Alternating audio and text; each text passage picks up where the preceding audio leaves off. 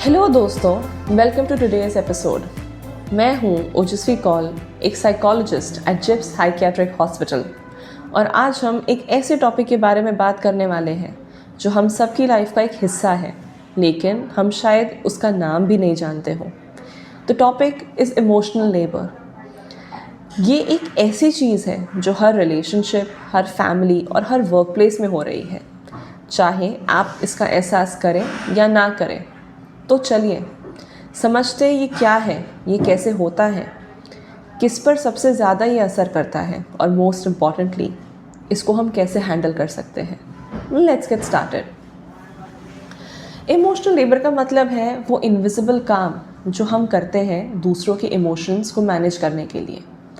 It's not physical labour और mental work but emotional effort. For example, जब आप अपने कलीग को चीयर अप करने जाते हैं जब उनका मूड ख़राब होता है, या जब आप अपनी फैमिली के कॉन्फ्लिक्ट्स स्मूथ करने की कोशिश करते हैं। ये टर्म सबसे पहले सोशियोलॉजिस्ट आर्ली हॉक्सचाइल्ड ने दिया था अपनी बुक द मैनेज्ड हार्ट में।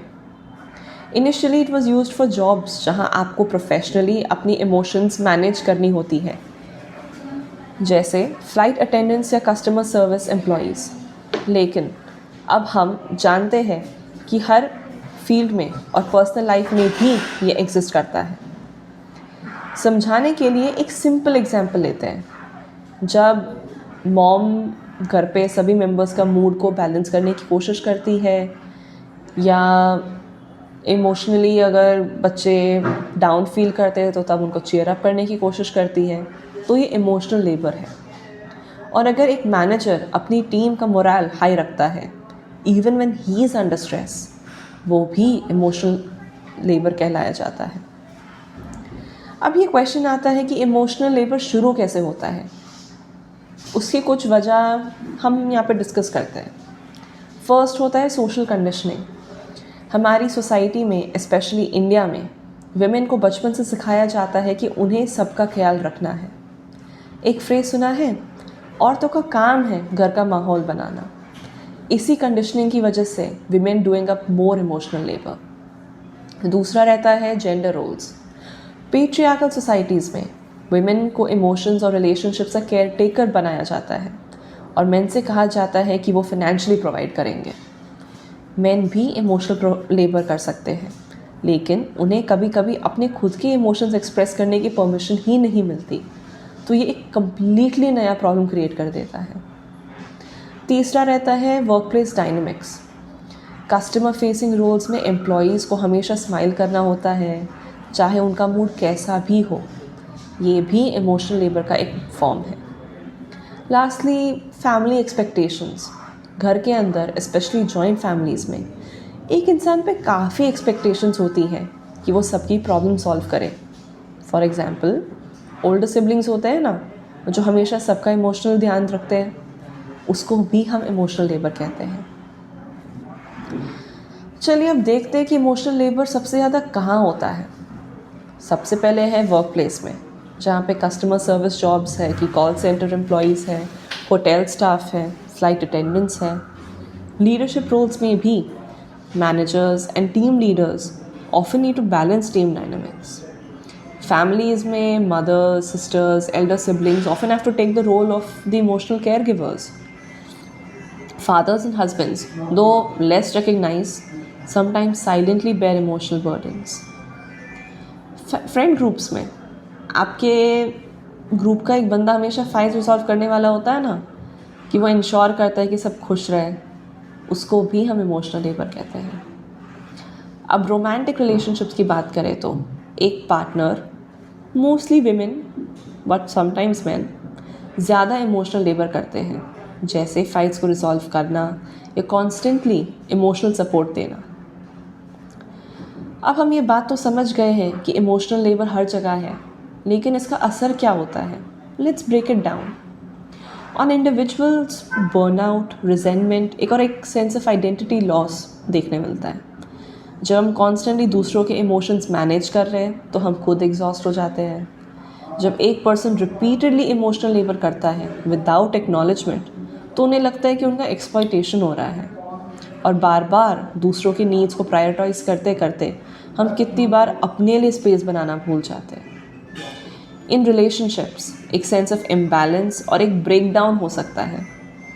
जब एक पर्सन ज़्यादा इमोशनल लेबर करता है तो रिलेशनशिप में पावर इम्बैलेंस क्रिएट हो जाता है। अगर इमोशनल लेबर को एक्नॉलेज ही नहीं किया जाता तो रिलेशनशिप्स टूट भी सकते हैं। In work places low moral and reduce productivity देखने मिलती है। Overburden employees always feel undervalued. जब लोग अपनी एनर्जी इमोशंस मैनेज करने में लगाते हैं तो उनका काम पे फोकस ही नहीं रह पाता है। अब सवाल है, इस प्रॉब्लम को सॉल्व कैसे करें? Here are some practical tips. First of all, acknowledge it. Emotional labour को पहचानिए। सबसे पहले तो रियलाइज़ कीजिए कि एक एब्सोल्युटली रियल कॉन्सेप्ट है और इसका कितना इम्पैक्ट है आपकी लाइफ पे। सेकंड है, डिवाइड रिस्पॉन्सिबिलिटीज़। घर हो या ऑफिस, इमोशनल रिस्पॉन्सिबिलिटीज़ को इक्वली डिस्ट्रीब्यूट कीजिए। जैसे घर के कॉन्फ्लिक्ट्स रिजॉल्व करना मॉम का काम नहीं है अकेले। थर्ड, कह सकते हैं कि कम्युनिकेट ओपनली। जब आप ओवरबर्डन फील करें तो क्लियरली बताइए। जैसे, मुझे लगता है कि मैं सबकी नीड्स का ध्यान रख रहा हूँ, लेकिन मेरी नीड्स पे किसी का ध्यान नहीं आ रहा है अभी। मैं खुद का ध्यान भी नहीं रख पा रहा हूँ इसकी वजह से। फोर्थ है, to set boundaries. Emotional labour तभी मैनेजेबल होता है जब आप अपने बाउंड्रीज क्लियरली डिफाइन करते हैं। जैसे, मैं अभी बिज़ी हूँ, बाद में इस बारे में हम बात करेंगे। Fifth, appreciate emotional work. घर या ऑफिस में जो लोग इमोशनल लेबर करते हैं उनका काम रिकग्नाइज करें और उनको थैंक यू बोलना मत भूलिए। And sixth, educate yourself and others. इस टॉपिक के बारे में अवेयरनेस बढ़ाइए। The more people know about emotional labour, the more likely they are to share the load. दोस्तों, इमोशनल लेबर एक ऐसा काम है जो सब करते हैं, लेकिन उसका रिकग्निशन बहुत कम होता है। ये इनविजिबल काम है, लेकिन इसका इम्पैक्ट हर जगह दिखाई देता है। रिलेशनशिप्स में, ऑर्गेनाइजेशंस में और आपकी खुद की मेंटल हेल्थ में।